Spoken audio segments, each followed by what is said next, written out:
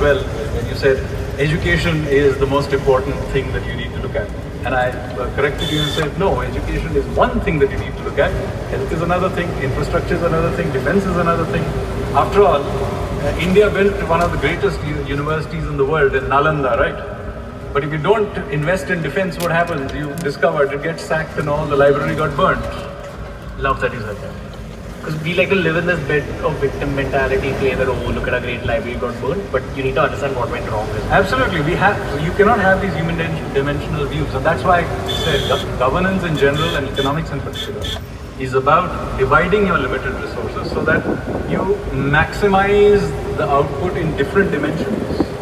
That's why it's difficult, because you are maximizing in multiple dimensions, and obviously you have limited information, and sometimes you are making arbitrary choices. But because it's this moving, messy beast, that's why it's a hard subject. The reason I brought up income brackets was because we spoke about becoming the third largest economy, etc. I would assume that when you're talking about a country becoming a larger economy, it basically means, when you boil it down to a very simple sentence, you're making people richer.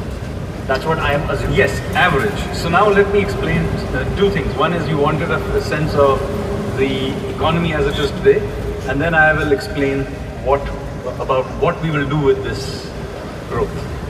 Okay, sure. Would you prefer it that way? I think we'll move into the 2023. I would like to move into it a little later.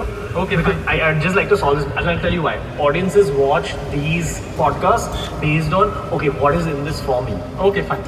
So let's talk about the income brackets. Okay. Angle. So let's say we become, in dollar terms, Sure. in the year 28, we become the third largest economy in the world. Yeah. Now, let me point out one thing right in the beginning, that in purchasing power terms, we are already the world's third largest economy. Because remember, prices are different in different countries. So